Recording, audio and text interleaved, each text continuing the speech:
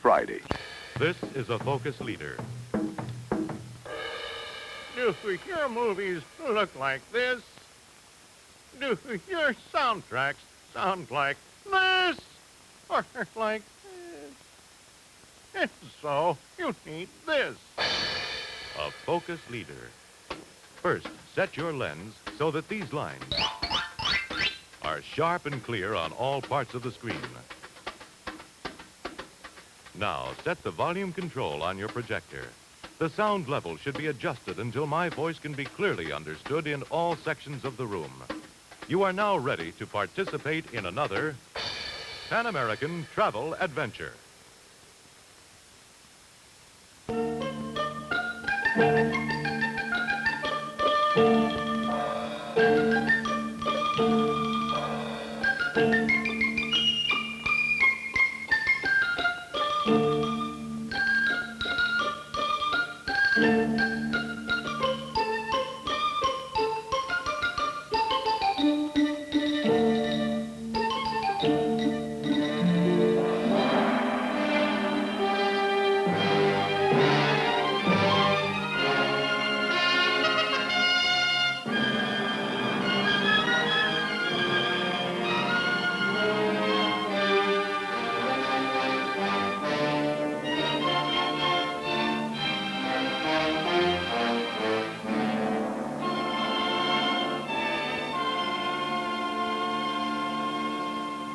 Here off the southeast coast of China is one of the most astonishing spots on the face of the earth. Great Britain's fabulous crown colony of Hong Kong, a proud city with the color of the exotic Orient, where the scene is frantic buying and selling, ancient rickshaws and modern cars and buses, where sounds and odors are pierced by the clatter of mahjong and the cooking of fish, but where an up-to-date economy has made it the greatest trading port between the East and West.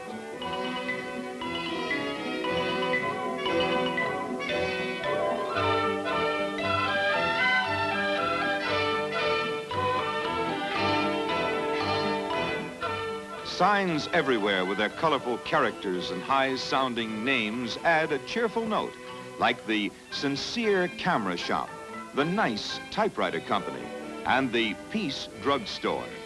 Incidentally, most drugs can be bought without prescription. Penicillin, sulfa, dried seahorses, centipedes, and live snakes. And that wonder drug for broken legs, fresh chicken gizzards. They're all in these stores side by side.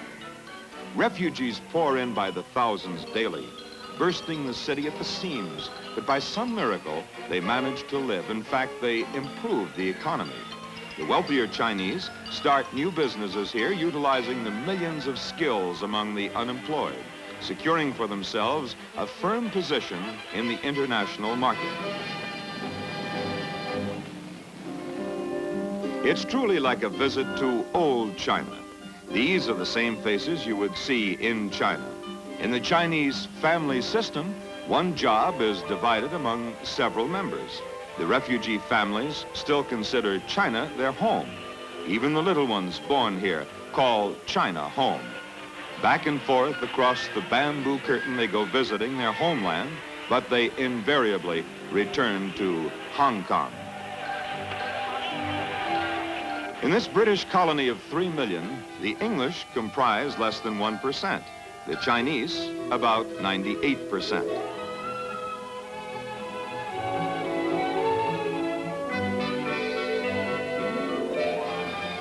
Besides the endless fascination of the Orient, there's the attraction of shopping. And it's as though a grand sale were underway every day.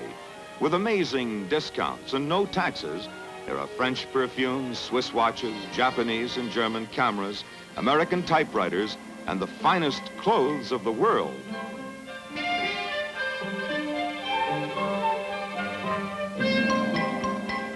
Not only the shopper seems delighted, but the husband too. And not only is he pleased with the coat, but the cost too. For $1 American is worth 6 Hong Kong dollars. And now with a camera to capture forever the classical beauty of the Orient, this tourist focuses on fashions. The Chinese slit skirt, which in fact is copied in the most modern styles of the day from Paris to New York. Strange how an ancient dress can suddenly seem so modern.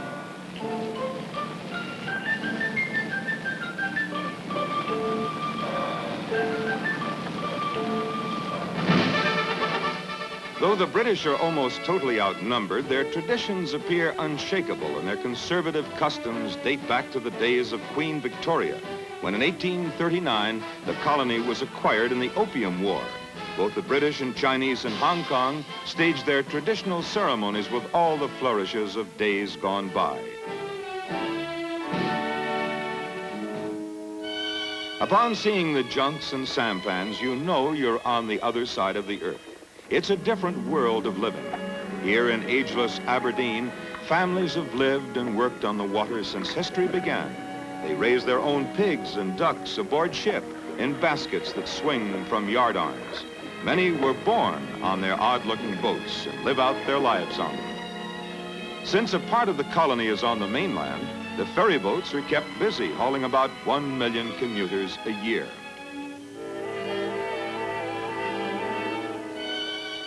Aberdeen, with its shipboard restaurants, is world-renowned for 9-course native dinners of rare delicacies.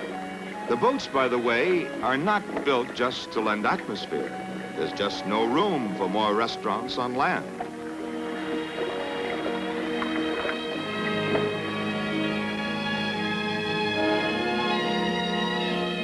And with Hong Kong's low prices, any night is banquet night. Now there's the way to study a menu.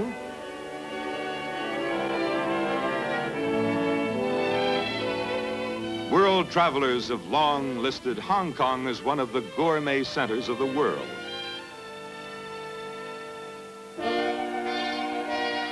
For a thrilling overall look at Hong Kong, we take the old cog railway up to the peak over the colony's capital city, named for Her Majesty, Victoria.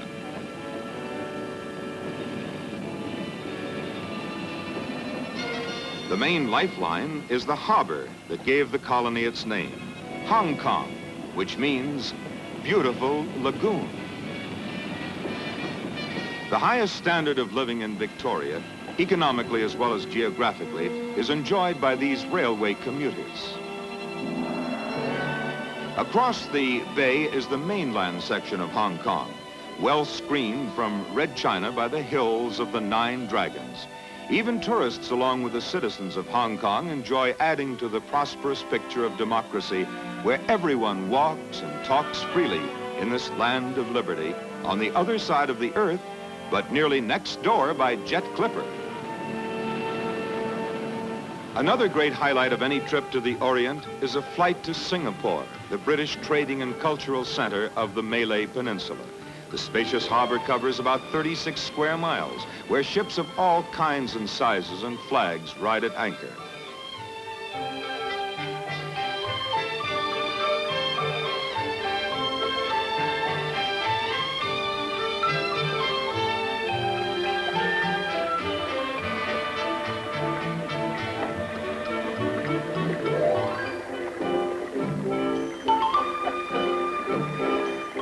And always, wherever the eye rests in Singapore, one sees a multitude of sampans and junks.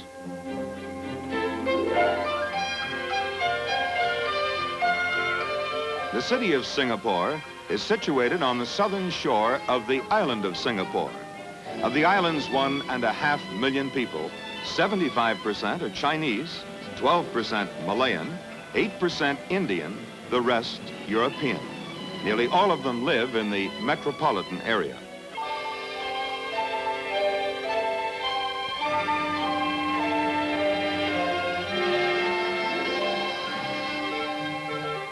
You'd have to be a citizen of long standing to shop successfully in this market, but it provides an interesting study for visitors. Farmers have to contend with poor soil, but through careful cultivation, they've made it very productive, raising tropical fruits, vegetables, tapioca, lychee nuts, and rice.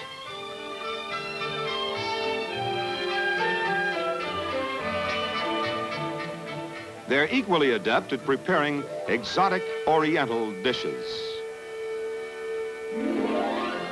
As in Hong Kong, a major attraction in Singapore is the shopping district, a bargain hunter's delight. Quality merchandise at the lowest prices without tariff or taxes. Goods from every corner of the earth.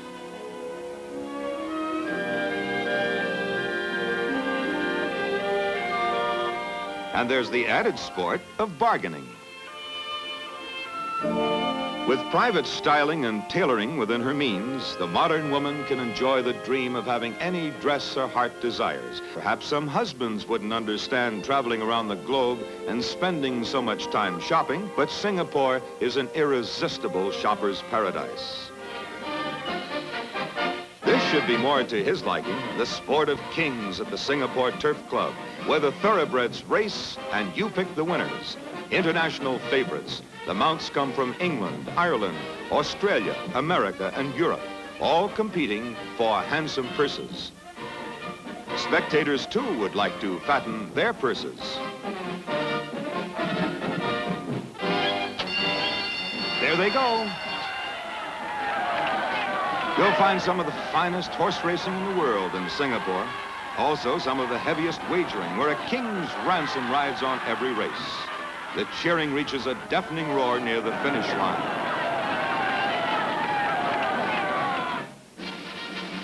A self-governing member of the Commonwealth, Singapore retains its British traditions that began 140 years ago. A love of ceremony makes a formal military review a popular attraction at local celebrations, such as this royal parade in the National Stadium.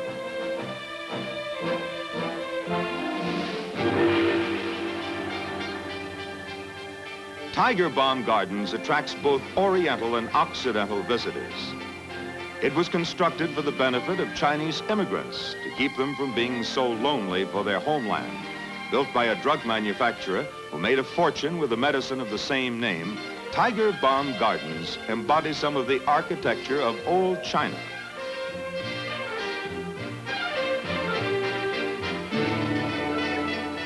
Called the melting pot of the Far East, Singapore offers religious freedom for all, whether Buddhist or Mohammedan or Catholic or Protestant.